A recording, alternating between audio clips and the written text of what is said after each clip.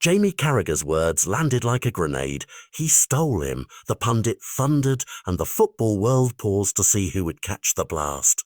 That explosive line, shouted on a popular podcast and repeated across sports airwaves, painted the transfer as a sudden act of larceny, a last-minute heartbreak for Liverpool and proof, according to Carragher, of Arteta's uncanny ability to charm players with Basque ties. But step back from the headlines and the story calms. Martin Zubimendi's own account of last summer looks less like a heist and more like a young player choosing timing and development over impulse. In interviews, he's been clear.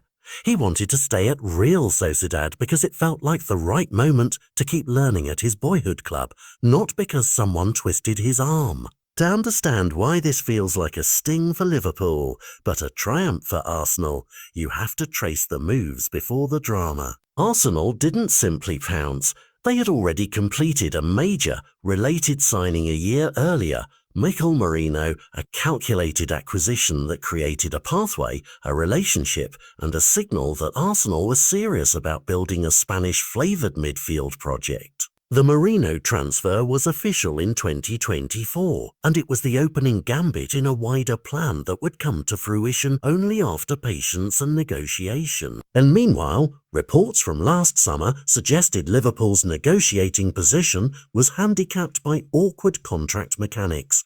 Whispers that Zubimendi had effectively been told he would need to trigger his own release clause to leave, a stipulation that would have forced a messy public rupture with Sociedad and complicated any clean transfer. That detail, whether strategic or bureaucratic, appears to have weakened Liverpool's hand. So what happened next was not a snap theft, but the slow work of persuasion and planning. Arsenal, according to coverage of the closing stages, let the situation breathe. They respected Real Sociedad's insistence that losing two core midfielders in one window would be destabilised, and they built a timetable that meant Merino could arrive first and Zubimendi could move the following summer.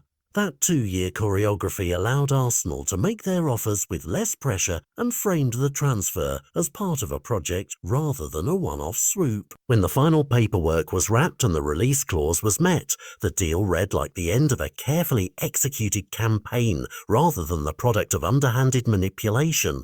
That account doesn't erase the emotional sting felt on Merseyside. Supporters and pundits who wanted Zubimendi at Anfield saw an opportunity evaporate and naturally looked for someone to blame.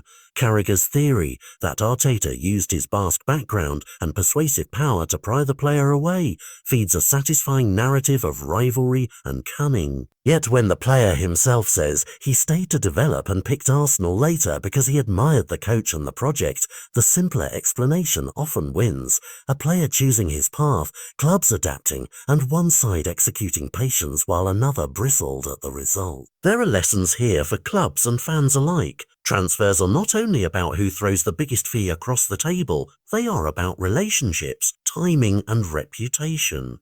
Arsenal's approach, buy trusted pieces, nurture links to target clubs, and plan for windows ahead, is a model of strategic thinking, even if it looks like gamesmanship to rivals. Liverpool's frustration, exacerbated by the awkward mechanics of a release clause that reportedly required player action, exposes how contractual niceties can tip the balance in high-stakes recruitment. And for Zubimendi himself, the arc is straightforward. A young midfielder committed to his development at Real, tempted by suitors, ultimately drawn to a manager he respects and a club that mapped their approach over 2 summers. In a sport full of instant headlines, this transfer reads more like a patient plan than a midnight theft. That subtlety won't stop pundits from shouting, nor will it mute the rivalry between fan bases, but it does force a reframe. Arsenal didn't so much rob Liverpool as outthink them. A reminder that in modern football, strategy can be as decisive as spending. Who's right? Carragher's outrage made for headlines, Zubimendi's explanations, and the documented sequence of signings and negotiations make for a different kind of story. Which version resonates depends on whether you prefer immediacy and passion, blueprints, and long-term planning. Either way, this chapter is a clear snapshot of how transfers are evolving. Less chaos, more choreography, and still the same fierce consequences when a rival gets the last move.